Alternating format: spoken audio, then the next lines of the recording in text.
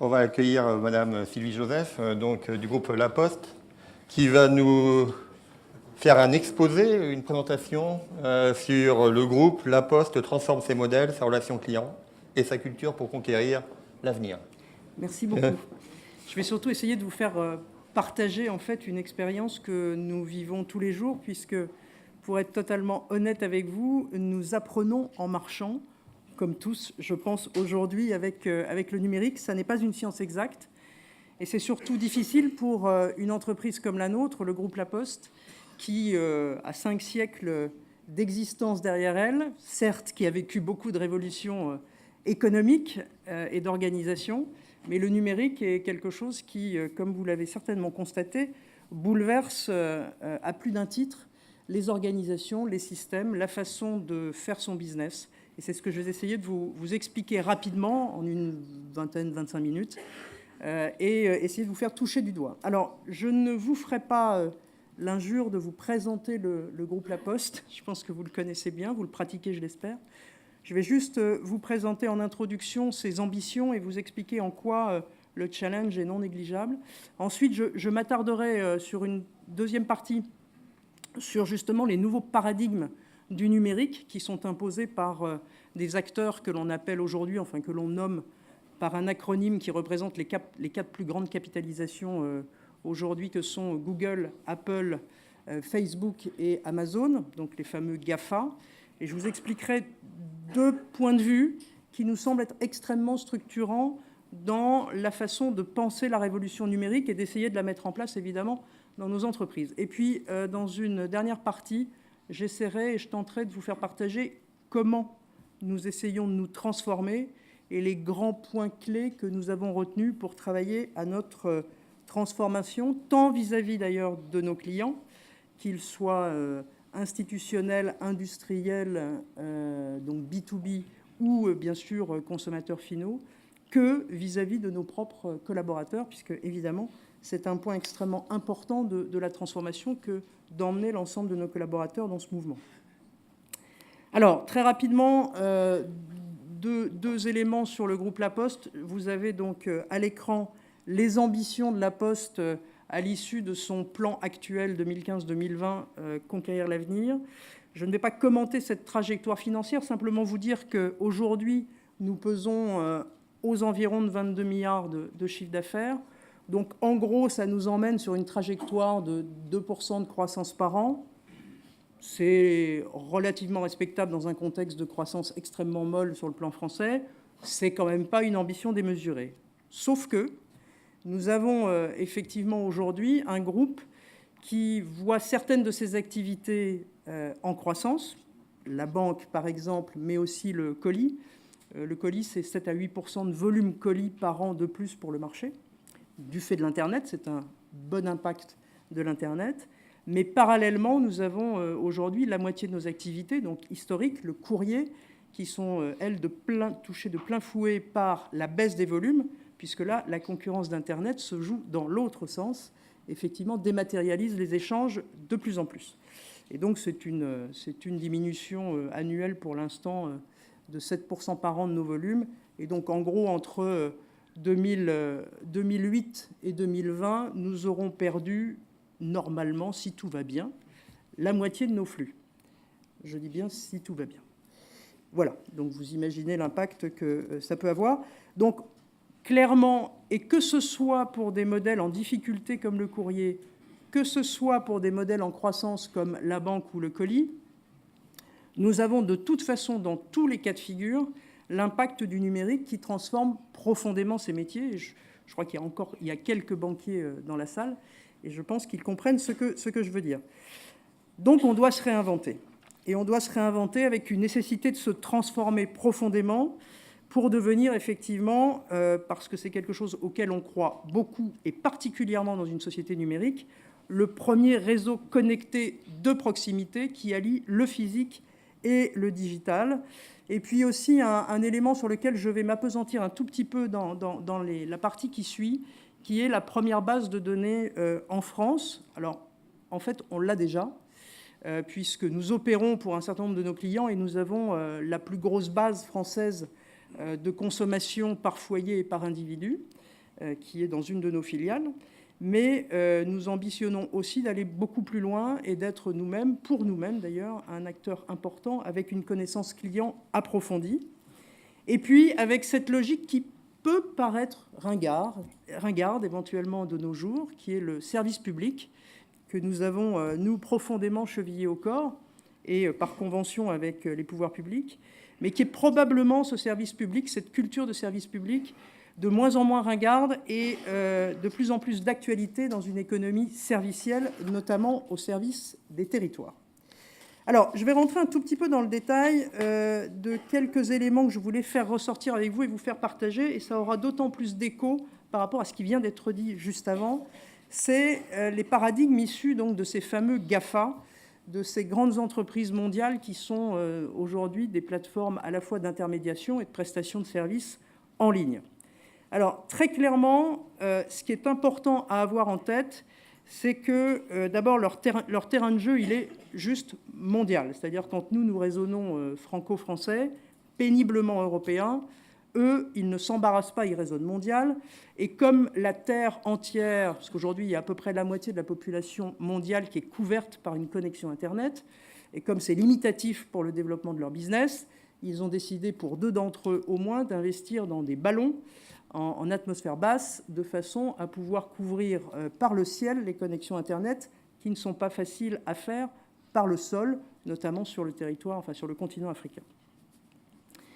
Alors, un point également extrêmement important, c'est que, et ça c'est important pour la suite de ce que je vais dire, c'est que leurs modèles, et donc dorénavant nos modèles, sont basés sur la connaissance client et sur le principe de ce qu'on appelle le freemium, c'est-à-dire que un client, normalement, est considéré comme un client quand il paye quelque chose, logiquement.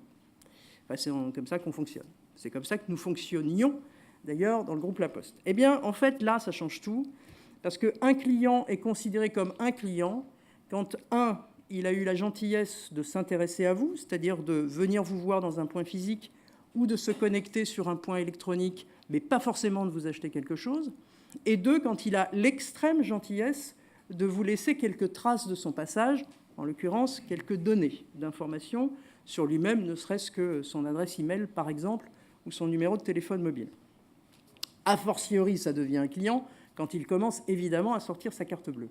Bref, dans ce nouveau monde qui est le nôtre, le client, ça commence à partir du moment où quelqu'un vous prête une attention. Et c'est pour ça que tout ce qui se passe sur les réseaux sociaux, en bien ou en mal pour nos marques, ou nos entreprises, c'est quelque chose qui est digne d'intérêt et qui a une valeur. Et j'y reviendrai ensuite. Alors, l'engagement, d'une part, et la connaissance client, d'autre part, c'est ça qui, aujourd'hui, et encore plus demain, génère le revenu de nos entreprises. Ça veut dire quoi? Ça veut dire que les puissances, notamment des plateformes d'intermédiation, mais ce n'est pas lié uniquement au tout numérique, hein, c'est valable dans le monde physique depuis très très longtemps. Les distributeurs alimentaires et non alimentaires connaissent bien ça. La valeur de l'engagement du client et la connaissance client sont au cœur des éléments de revenus. Et la puissance des plateformes aujourd'hui d'intermédiation numérique prouve qu'effectivement, elles sont capables de se placer entre vous, nous et le client, et taxer éventuellement une dîme au passage, ou bien collecter de la data pour ensuite la monétiser d'une manière ou d'une autre, en publicité ou par d'autres systèmes de scoring revendus sur du profilage d'individus. Je prends l'exemple qui vous touche peut-être pas totalement de près, mais en tous les cas qui touche le monde immobilier de très près depuis maintenant quelques années, c'est le Bon Coin. Pour être plus franco-français et ne pas parler que des Américains, le Bon Coin aujourd'hui, c'est la première plateforme immobilière en France et c'est la quasiment première plateforme d'emploi en France. Donc ça percute le modèle de nos agences immobilières. FNAIM d'ailleurs a pris le taureau par les cornes avec quelques-uns de ses collègues et néanmoins concurrents. Je pense que vous en parlerez peut-être cet après-midi. Et d'un autre côté, Pôle emploi voit aussi son modèle économique, entre guillemets, remis en cause. Donc il y a une force de la connaissance client et une force de l'engagement client qui est structurante du revenu actuel et surtout du revenu futur. Et donc c'est ce qu'on appelle en termes galvaudés, l'ubérisation des marchés, c'est qu'effectivement, n'importe qui est capable de capter, d'organiser et d'analyser cette donnée est capable de vous intermédier demain et de proposer des services gratuits ou payants à des individus ou des collectifs, quels qu'ils soient. Et pour un groupe comme le nôtre, évidemment, qui pèse, son chiffre d'affaires est constitué à peu près encore aux 2/3 par du B et 1/3 par du C. Donc B, c'est du business, donc c'est de l'entreprise, C, du consommateur. Et pour un modèle comme celui-là, être dans ce type de paradigme-là, ça veut dire une révolution copernicienne extrêmement forte. Je vous cite juste un exemple qui est l'exemple du colis. Je pense que vous avez tous au moins reçu un colis dans votre vie et peut-être vous avez envoyé un colis et donc payé un affranchissement. Mais je ne prends que la réception. Aujourd'hui, vous conviendrez avec moi, même si nous faisons chaque jour davantage de progrès, que vous subissez le service que nous imposons, nous et les autres, et nous agissons, nous, Groupe La Poste, comme TNT, comme quelques autres, pour le compte de nos clients, qui sont donc les entreprises de type Amazon, la Fnac, la Redoute et j'en passe, qui nous payent pour envoyer des colis à des destinataires que vous êtes. Et donc aujourd'hui, on vous considère assez peu comme des clients, comme des destinataires certes, mais assez peu comme des clients. Or, c'est vous qui subissez le dernier kilomètre. Alors vous savez que ça se passe toujours bien sûr. Mais enfin, quelquefois, notamment nos concurrents, je plaisante. Non, quelquefois on fait mal notre métier. Notre qualité n'est pas toujours au rendez-vous, même si elle est à un niveau élevé, et il faut effectivement réparer. Et aujourd'hui, nous n'avons pas, tout au moins pour une partie de nos activités, une relation client directe avec quelqu'un qu'on ne considère pas tout à fait comme un client parce qu'il n'a pas payé, enfin en facial en tous les cas, parce qu'en vrai, vous avez quand même payé dans le prix de votre marchandise, mais pas directement à nous. L'enjeu pour nous aujourd'hui, c'est de vous considérer non plus comme un destinataire, mais comme un client, que vous ayez payé ou pas, et que vous soyez en capacité de nous appeler, d'interagir avec nous sur les réseaux sociaux, par mail, enfin même dans un bureau de poste si vous voulez vous déplacer physiquement, et que nous soyons en capacité de traiter extrêmement rapidement votre problème. C'est ça l'enjeu de la connaissance client, parce que derrière, il y a l'engagement, et un client engagé, ça transforme effectivement en chiffre d'affaires, et surtout, ça se fait ambassadeur de votre marque. Donc c'est fondamental, et c'est pour ça qu'on a engagé des révolutions extrêmement profondes sur la connaissance client et donc les systèmes d'information, puisque tout l'enjeu, c'est de mettre la connaissance client et l'analyse qui en découle au cœur des systèmes d'information de production et de relations clients dans nos entreprises. Donc c'est pour ça qu'à la Banque Postale, par exemple, il y a un énorme chantier en cours qui commence à voir le jour en termes de concrétisation qui s'appelle Cap Client 3.0, dont vous avez certainement entendu parler. Nous avons également la même démarche sur le plan de la base de connaissances clients, courrier, colis, etc., etc. Donc ça, c'est fondamental. Et le deuxième élément qui me semble aussi fondamental et qui nous semble fondamental, et c'est pour ça qu'on se développe aussi sur ces sujets-là, c'est que la clé, au-delà de la data, la clé, c'est le contrôle de l'infrastructure, c'est-à-dire des plateformes, et notamment des plateformes de services et des plateformes d'intermédiation.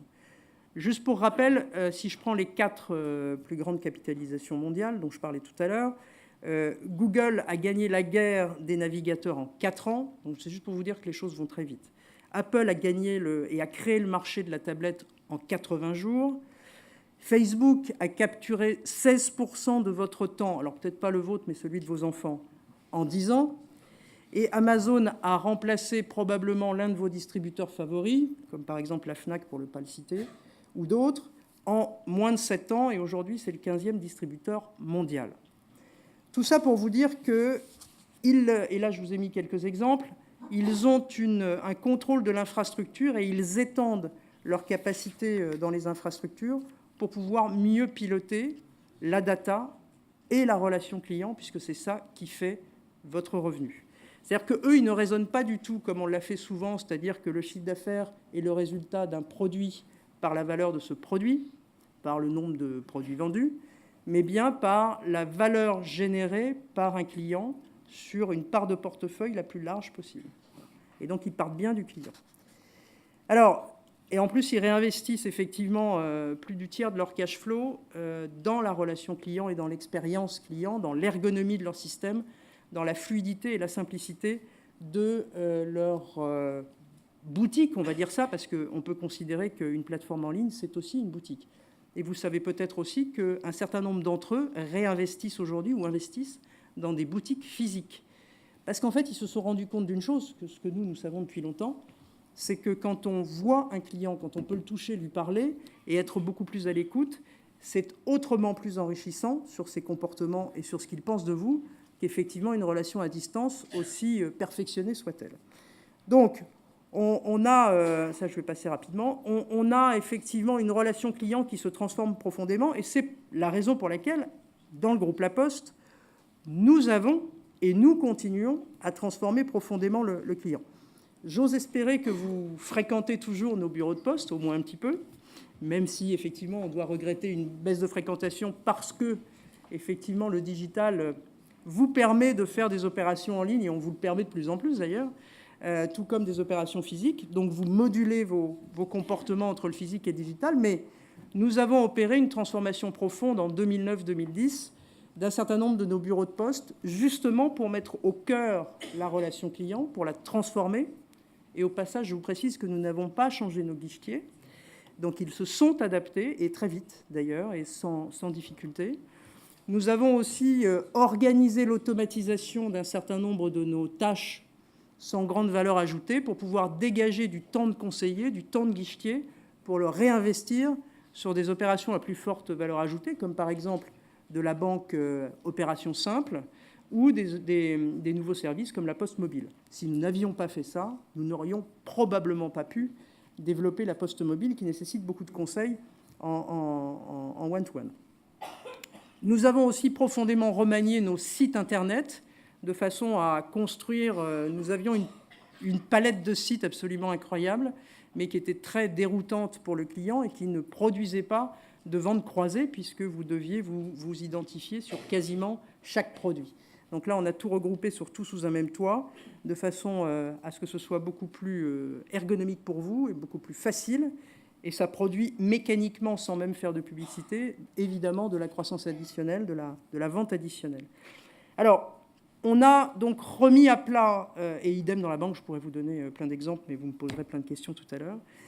On a remis à plat, effectivement, tous les fondamentaux de la relation client dans nos points de vente physiques et digitaux.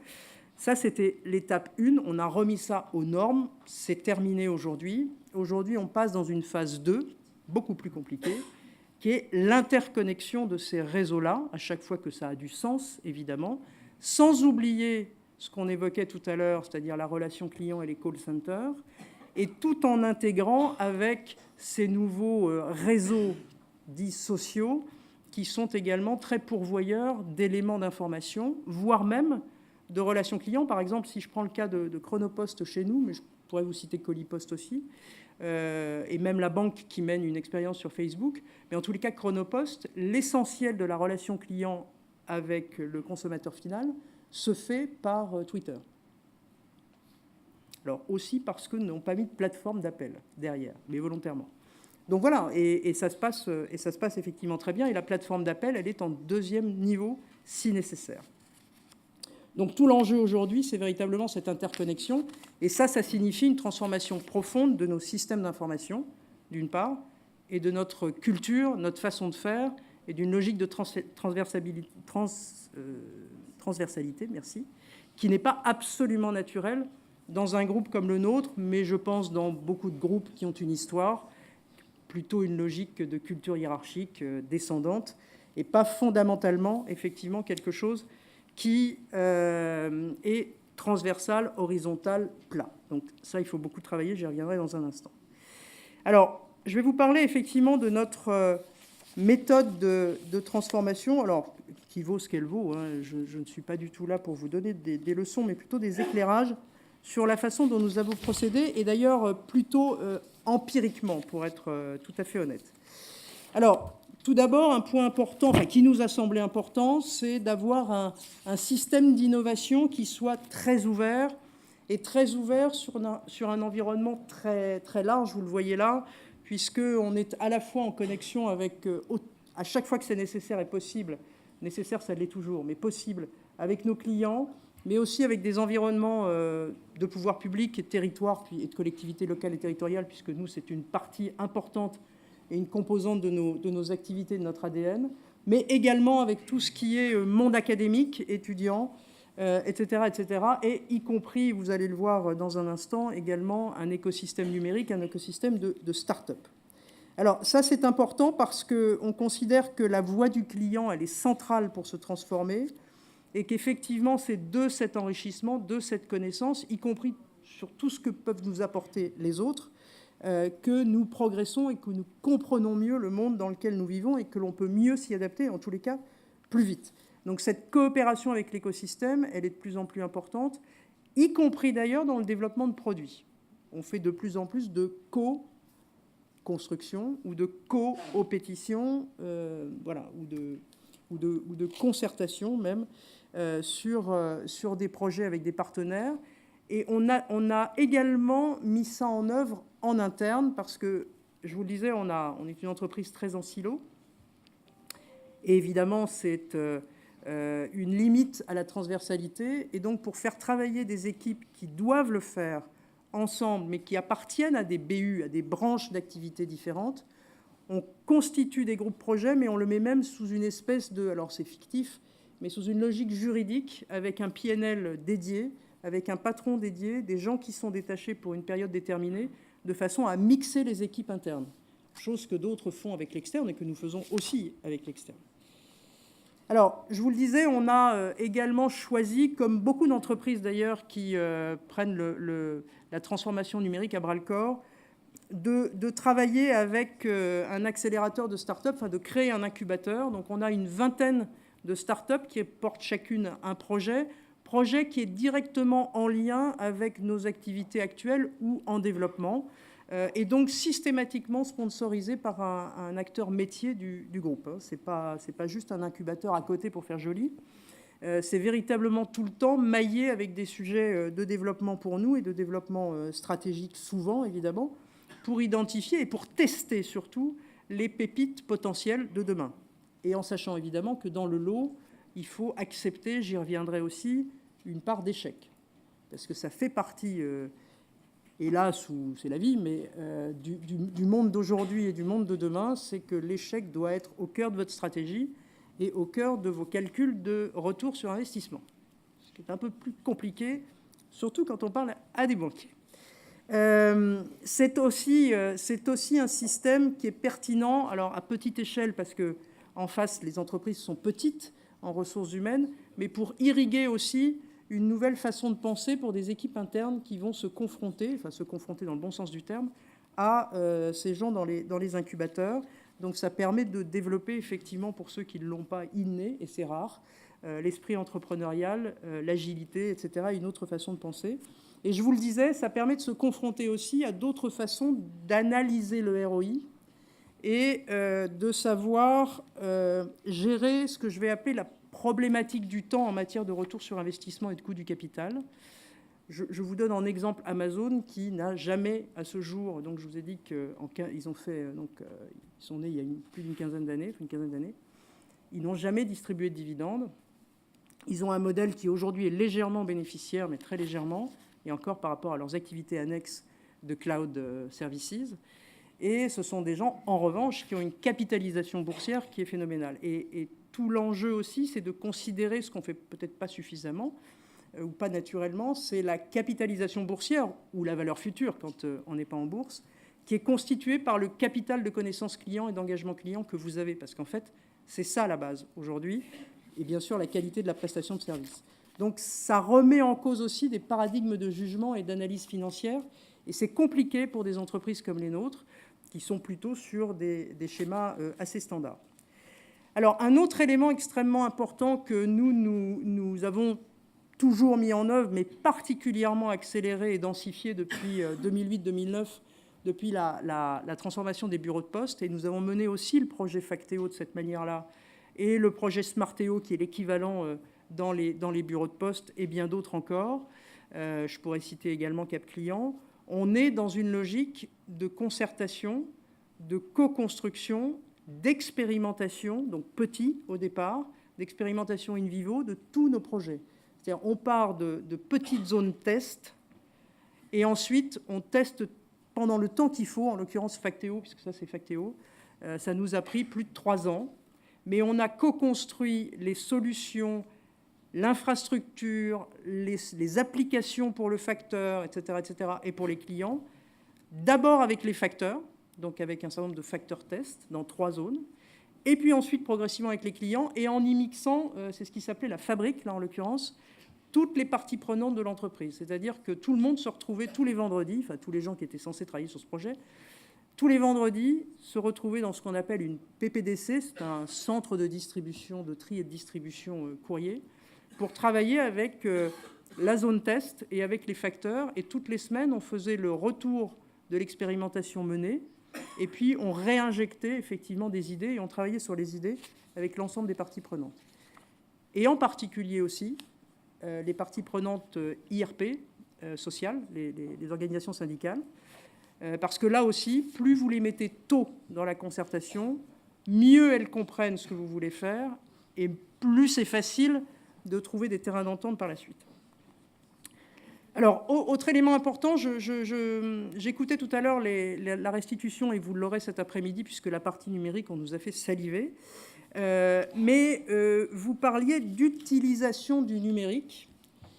Et je pense qu'il faut faire un distinguo entre utiliser le numérique et incarner le numérique, le vivre et surtout le distiller dans la structure même de ces outils à la fois métiers et bureautiques.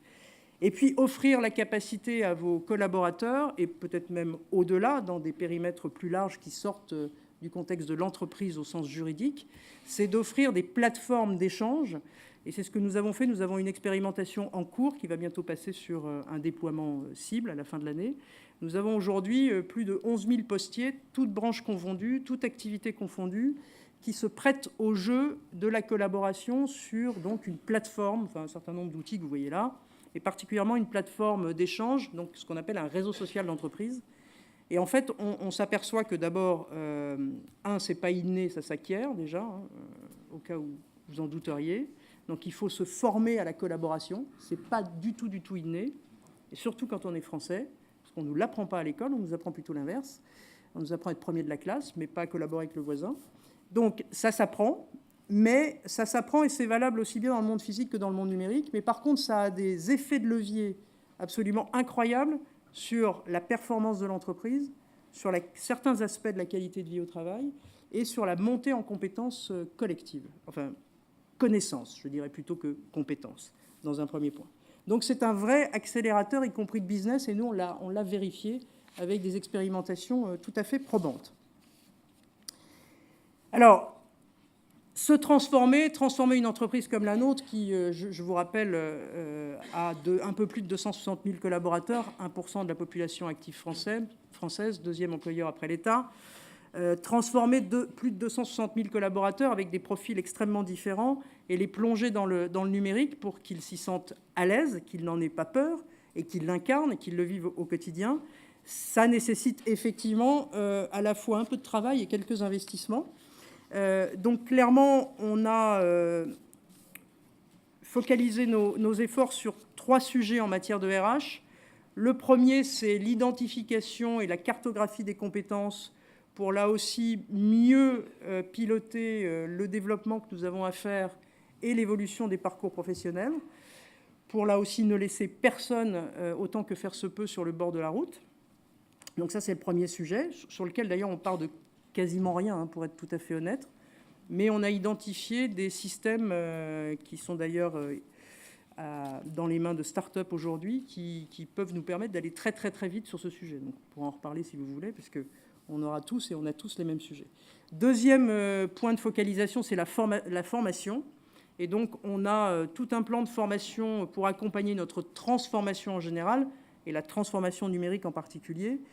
Sachez que nous avons choisi d'investir en plus de ce que nous investissons habituellement, c'est-à-dire 250 millions d'euros sur la formation.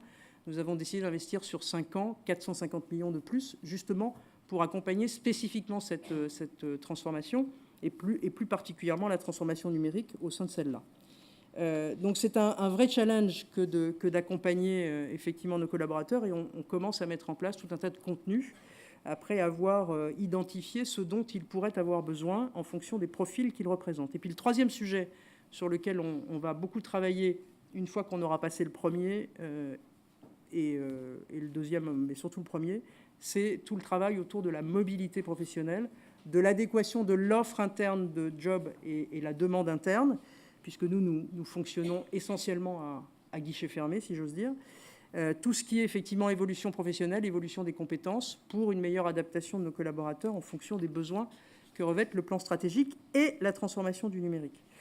Et objectivement, au-delà de ça, parce que là on parle plutôt de connaissances et de compétences, il y a un vrai challenge sur la culture, avec la volonté évidemment de ne pas perdre notre culture et plutôt de s'appuyer sur des points forts.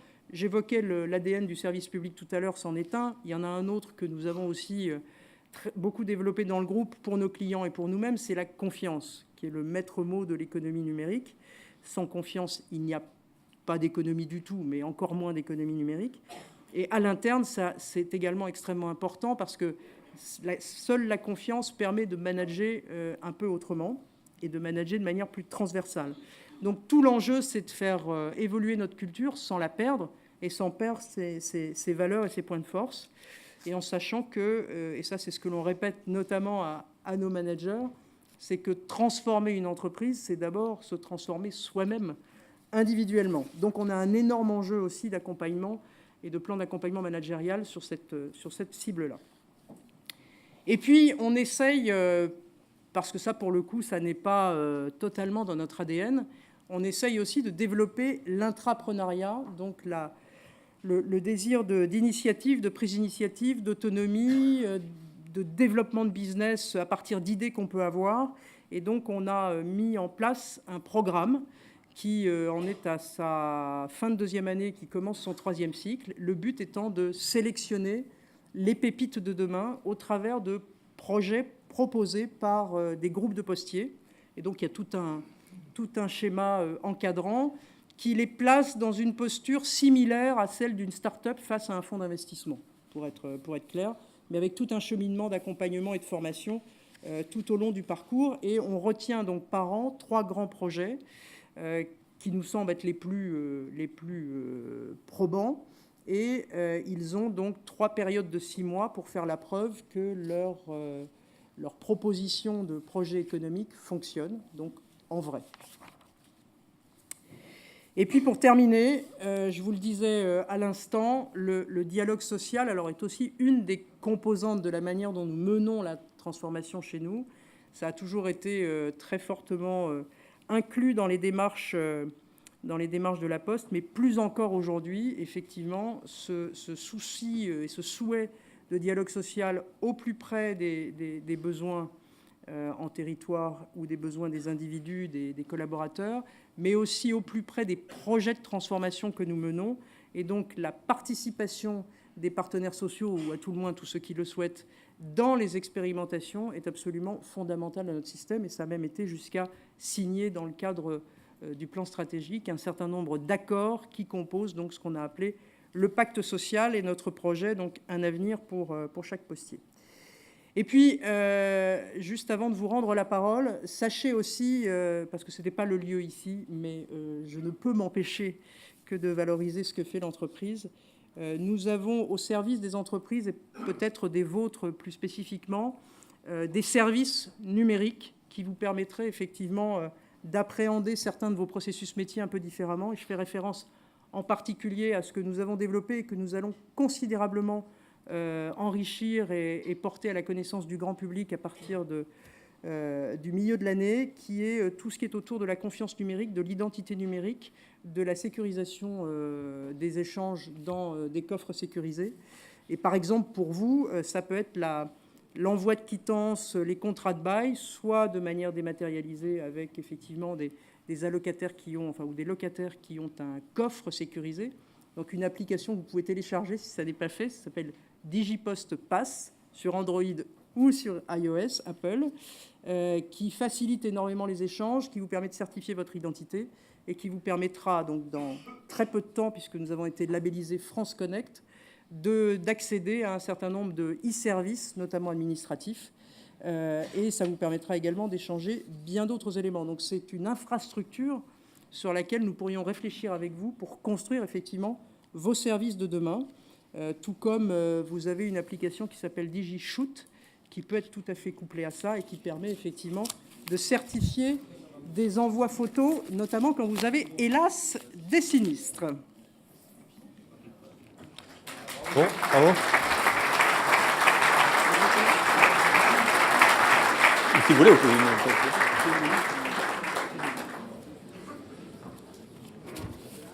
Ah, une question devant.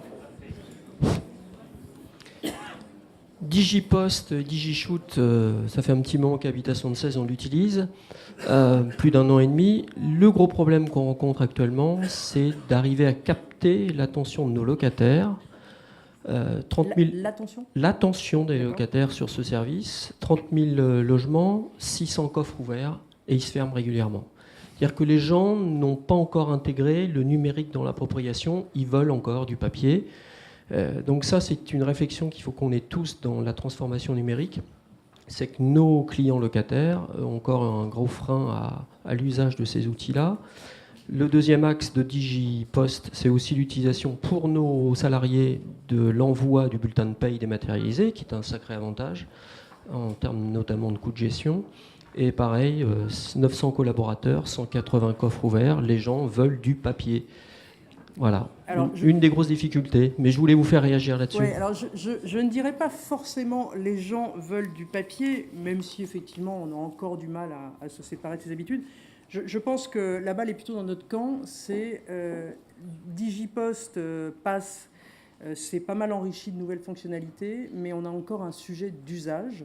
Et en fait, le jour où vous pourrez commander ou obtenir un papier d'identité, obtenir un prêt à la consommation, par exemple, en ayant l'ensemble de vos éléments, les fameuses 3 fiches de paie, blablabla, dans votre téléphone portable et que ce soit consultable par votre interlocuteur et que vous puissiez ouvrir effectivement, je prends ce service-là, je pourrais en prendre d'autres, un prêt à la consommation immédiatement ou pouvoir régler votre loyer, pourquoi pas, effectivement de cette manière-là, ça changera les choses.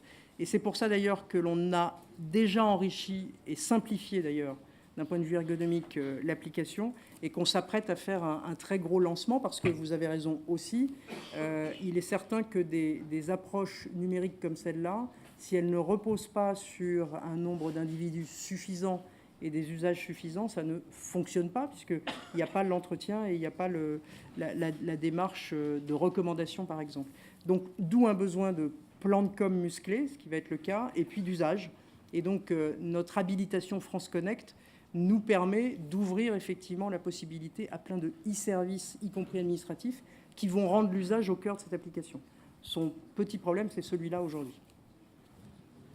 Ah, une autre question ? Je voudrais simplement savoir comment vous avez pris en compte le vieillissement de la population, parce que bon, je ne suis pas encore une trop vieille dame, mais je vous ai écouté, j'avoue qu'à un moment, je me suis dit, j'ai absolument pas envie d'aller à la poste, et encore moins qu'avant. Donc, je me dis qu'il y a un certain nombre de personnes qui doivent être dans mon cas, et qui doivent se dire, mais mon Dieu, est-ce que ça correspond vraiment à ce dont j'ai besoin ? Est-ce qu'on a besoin de tout ce que vous nous avez proposé ? Et est-ce que vous avez, vous, dès le départ, fait une étude sur les attentes et les besoins des clients ? Parce que vous avez des clients. Et j'aimerais savoir comment vous êtes parti un peu du besoin du client. Alors, déjà, je suis désolée d'avoir raté mon coup, puisque j'avais plutôt l'ambition de vous donner envie de venir à la poste que l'inverse. Je vous rappelle quand même que mon propos était numérique aujourd'hui, donc j'ai beaucoup parlé du numérique et peut-être pas suffisamment du monde physique. Je vous rappelle quand même que nous avons 17 000 points de contact physiques au niveau des bureaux de poste, avec des guichetiers humains dans les bureaux de poste. Nous avons des centres d'appel, nous avons effectivement beaucoup d'humains dans nos interactions avec les clients. Et bien sûr, nous avons fait des études, nous en faisons en permanence. Je vous ai montré l'écosystème. On a de l'échange avec tout l'écosystème. Et bien évidemment, nos clients ou nos usagers, puisque, voilà, selon qu'ils payent ou qu'ils ne payent pas, en permanence dans tous les compartiments de jeu. Et le vieillissement de la population n'est pas un sujet, puisque ceux qui souhaitent... Non, mais n'est pas un sujet pour nous, puisque ceux qui souhaitent être traités de manière physique peuvent l'être partout, dans tous les compartiments de jeu, dans l'ensemble de nos business units. Maintenant, ceux qui souhaitent, et il y en a aussi de plus en plus, qui souhaitent être traités partiellement ou totalement en numérique, c'est la raison pour laquelle on développe aussi, ce n'est pas la seule raison, mais toutes nos approches numériques. Mais vous avez raison, il y a encore des gens qui ont du mal à passer au numérique, et ce n'est pas forcément d'ailleurs, parce que je vais lutter contre une idée reçue, pas forcément une question d'âge. Il n'y a pas de fatalité générationnelle. Je vais vous donner un exemple. Nous sommes une petite France à nous tout seuls, et nous avons la pyramide des âges de la France. Et nos facteurs, la moyenne d'âge de l'entreprise, c'est 47 ans. La moyenne d'âge des collaborateurs. Et nos facteurs sont tous équipés aujourd'hui d'un smartphone qui fait téléphone, bien sûr, mais qui fait surtout plein d'applications pour leur tourner. C'est-à-dire qu'au lieu de partir avec la grosse sacoche, avec plein de papiers qui leur dit « fais comme ci, fais comme ça, tu dois distribuer ceci », tout ça est donc dans le smartphone, géolocalisé, etc. Donc c'est un gain fou de temps pour eux et d'efficacité. Tous nos collaborateurs facteurs n'étaient pas à l'aise avec un smartphone et avec le numérique. Le sont d'ailleurs pas forcément absolument tous aujourd'hui. Eh bien, ils s'y sont tous mis progressivement, et ce qui est intéressant, c'est qu'ils s'y sont mis essentiellement de trois manières. Un, avec leurs enfants. Deux, avec leurs clients, parce qu'ils pataugeaient un peu, et donc les clients sont sympas, et ils ont voulu regarder ce nouveau joujou, et voilà, et bien c'est très bien. Et trois, un truc qui marche extrêmement bien sur toutes nos formations numériques d'ailleurs, c'est le peer-to-peer ou pair à pair, P-A-I-R. Donc c'est le collaborateur versus son collègue. Et de manière tout à fait spontanée. On a à la Banque Postale une action qui marche très très bien depuis maintenant pratiquement un an, ce qu'on appelle les coachs numériques. Et ce sont des collaborateurs volontaires sur leurs heures de pause qui apprennent à leurs collègues qui le souhaitent, donc aussi volontaires sur leurs heures de pause, à manipuler des applications extrêmement simples de la vie courante, par exemple, pour se dérouiller un peu. Ça marche très très très bien. Et puis, dernière idée reçue, les gens qui se connectent le plus à Internet et qui ont le plus surperformé sur les connexions réseau haut débit, c'est les plus de 60 ans. Voilà, parce qu'ils ont le temps aussi d'utiliser Internet. Et donc, c'est la population qui croit le plus, aussi bizarre que ça puisse paraître, sur la connexion Internet et les usages Internet. Je crois qu'il y a une autre question au fond de la salle. Oui. Je voudrais poser une question sur le recueil de données clients. Vous avez évoqué les Google et la richesse de la base de données clients. Cela suppose évidemment de recueillir des données non affectées, dont on ne sait pas encore ce qu'on va en faire. Comment gérez-vous les relations avec la CNIL dans ces conditions ?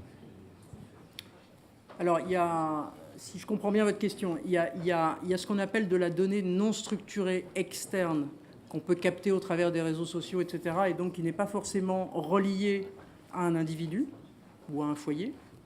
Donc là-dessus, ce n'est pas un sujet, puisque de toute façon, il n'y a pas personnalisation de la donnée. Donc tant que vous n'êtes pas dans la personnalisation de la donnée, en gros, vous l'utilisez comme bon vous semble, je dis bien en gros.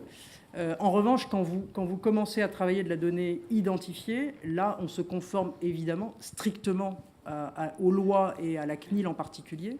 Là-dessus, il n'y a aucune ambiguïté, d'autant que nous sommes nous-mêmes depuis très longtemps dans le business de la data, depuis l'époque du marketing direct, et que nous avons probablement un des plus gros chiffres d'affaires de France sur le sujet, si on exclut la partie évidemment Google, dont on ne sait pas trop si c'est la donnée ou la pub, enfin bref.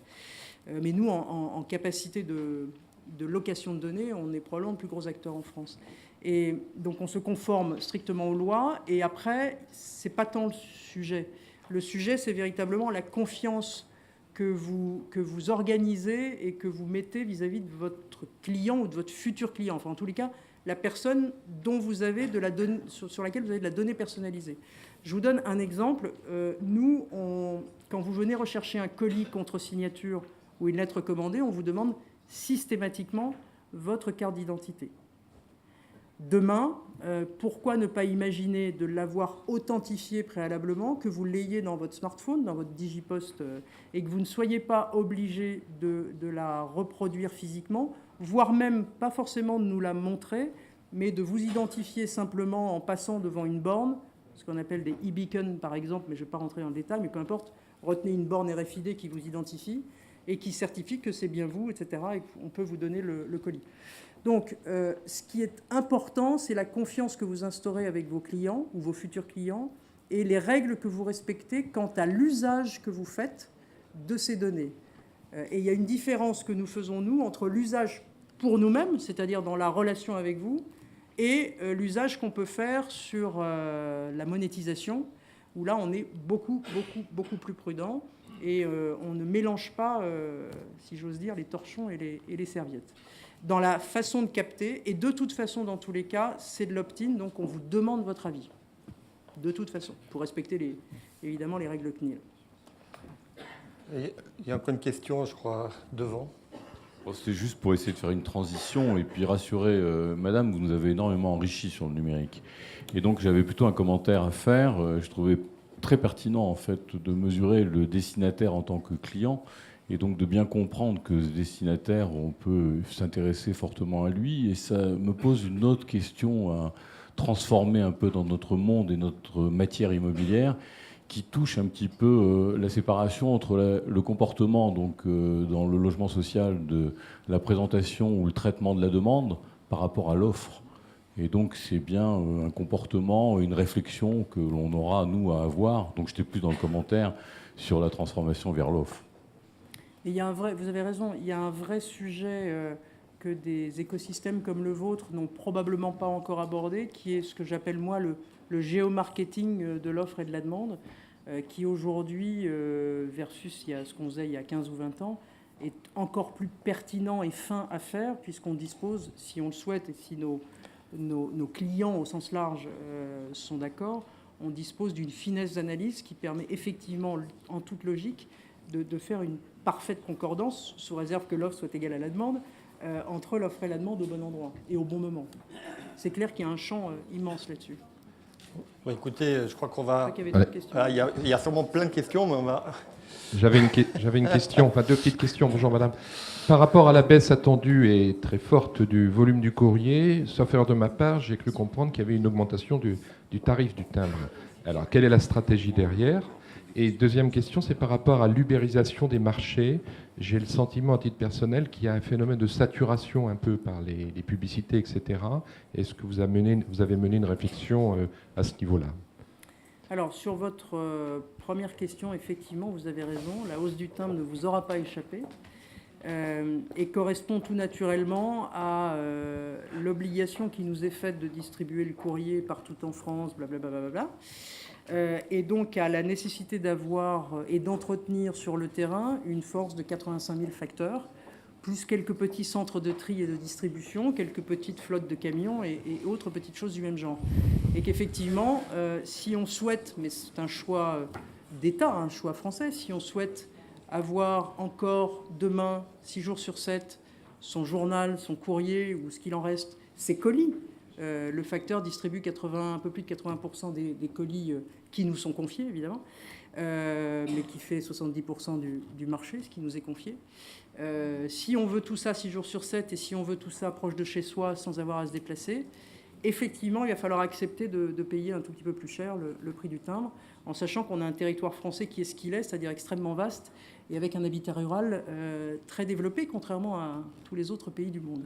Ça, c'est le premier point. Donc oui, et ça permet aussi d'assurer au groupe La Poste la juste couverture, même si ce n'est pas vrai en plus, de ses coûts, de façon à pouvoir opérer sa transformation et effectivement permettre de continuer le service.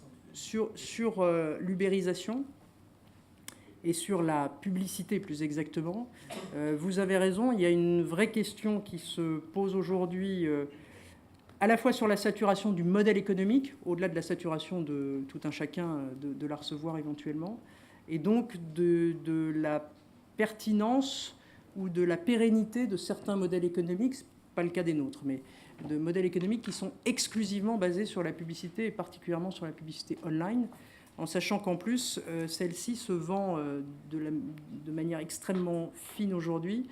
C'est exactement comme acheter des actions à la bourse en instantané, et donc c'est vendu sur le principe des enchères. Donc vous avez une foultitude de sites qui essayent, parce que tout le monde n'en vit pas bien, qui essayent de vivre de la communication qui elle-même est de plus en plus ciblée et de plus en plus finement ciblée. Il y a probablement une asymptote au modèle. On n'a pas d'études, et je ne pense pas, je me retourne vers EY ou d'autres, mais je ne suis pas certaine qu'un grand cabinet de conseil ait fait des études là-dessus pertinentes et prédictives. Mais il y a un vrai sujet, oui, clairement. Et surtout, ce n'est pas tant encore de la saturation du public que de l'incapacité des entreprises à payer les émetteurs. Parce que je lève aussi peut-être une idée reçue, mais faire de la publicité online coûte cher. C'est un des points. Voire très cher. Et je voulais justement aborder ce point-là parce que vous avez abordé le problème par le grand bout de la lorgnette, le fait que le client génère le revenu, et c'est effectivement très important. Mais le petit bout de la lorgnette, c'est le rapport qu'on peut faire entre l'évolution du numérique et la baisse des coûts, qu'en dit la directrice du programme de transformation interne de la Poste.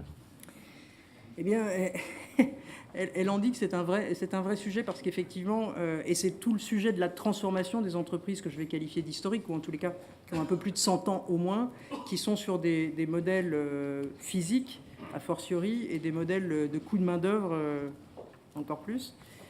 Effectivement, c'est cette transformation avec cette transformation du modèle et de plus en plus de prestations de services digitales qui, en termes de coût unitaire, ne remplace pas à 1 pour 1 la prestation précédente avec son coût unitaire. Et surtout sa prestation, sa facturation unitaire, plus exactement. Donc ça ne coûte pas forcément moins cher, voire quelquefois plus cher, parce que construire des plateformes, construire des infrastructures numériques, ça coûte très cher. Et en revanche, le prix que vous en retirez, la facturation, le revenu que vous en retirez n'est pas forcément, et d'ailleurs est rarement, à la hauteur de celui que vous détruisez. Et donc c'est ce fameux effet ciseau compliqué, et d'où d'ailleurs la notion d'ubérisation, c'est-à-dire en fait le développement forcené et fantastique des plateformes d'intermédiation qui, fortes, pour les plus fortes d'entre elles, de la captation de données et de l'analyse qu'elles en font, monétisent aussi de cette façon-là, en élargissant leur spectre. Vous avez vu, je veux dire, un Google qui aujourd'hui est dans la santé et dans la banque, parce qu'on ne s'en aperçoit pas, mais en fait ils sont dans le paiement, et dans la maison, avec Nest, la domotique, etc., et dans la voiture, ils investissent des champs et des pans entiers de l'économie pour mieux les maîtriser demain dans la logique servicielle. Dans la logique servicielle. Ils ne construiront jamais de voiture, je pense. Mais en revanche, tout ce qui est embarqué électronique à l'intérieur, il y a de fortes chances que ça s'appelle effectivement Google ou Amazon ou Facebook, ou un peu de ça demain. Enfin, déjà aujourd'hui. Mais...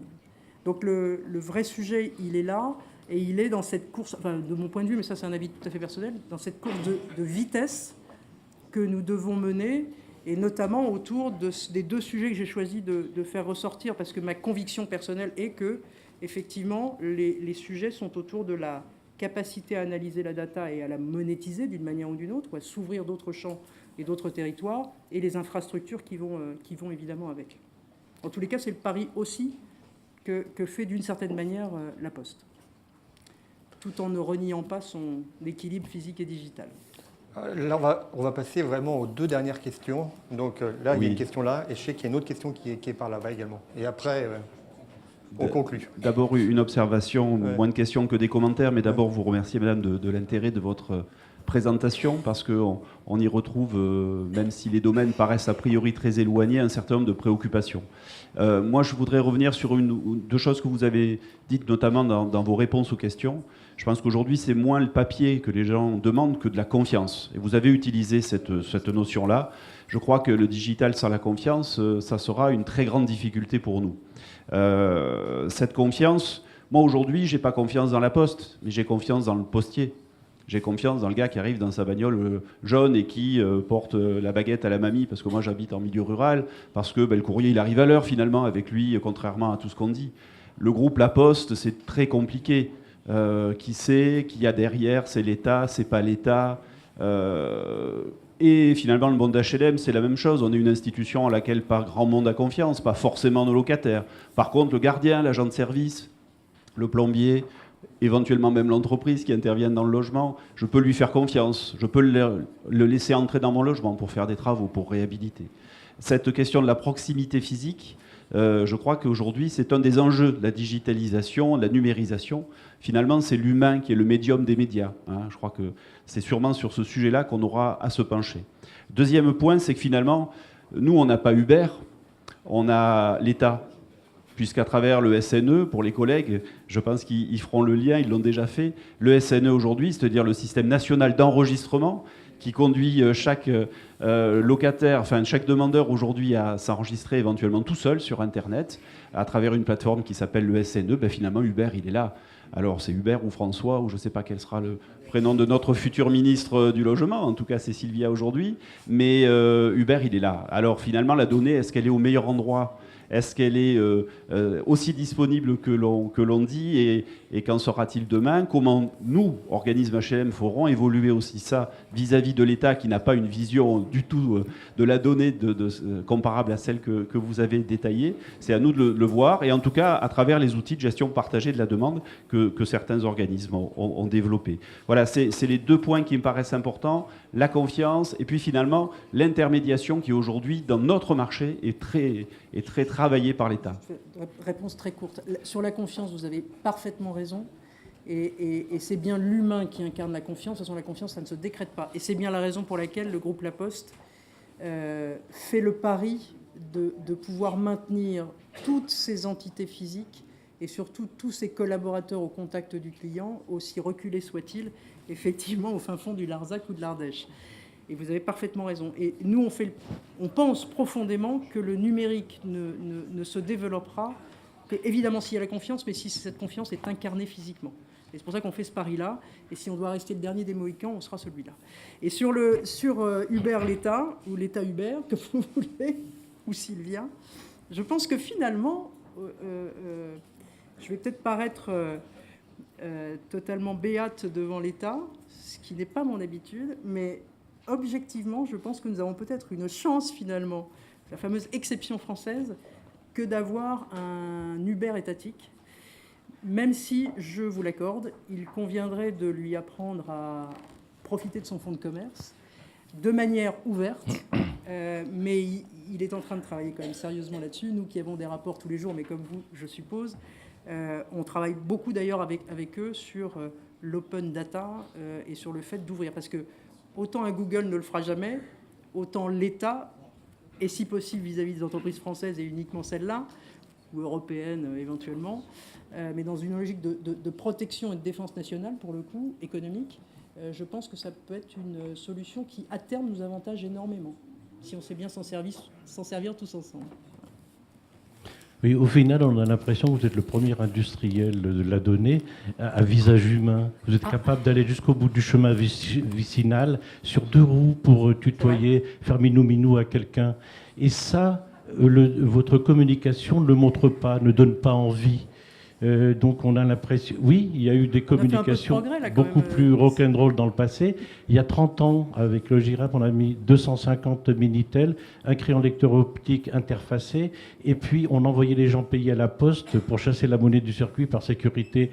On a senti qu'il y avait un logiciel, un potentiel énorme, mais après c'est assez difficile de développer, de rebondir et d'étendre, quoi. Mais enfin, vous avez des atouts français, vous êtes une vraie machine à tricoter citoyenne, quoi. Et ce côté-là, le bon côté de la lorgnette, parce que bon, il y aura un après Facebook. Donc ce truc-là, c'est incassable, c'est un gisement énorme. Merci. Une impression seulement. Merci beaucoup. Merci. Il faut qu'on s'améliore sur la co-construction avec vous, probablement. Écoutez, merci de votre Merci à vous. intervention. Merci beaucoup.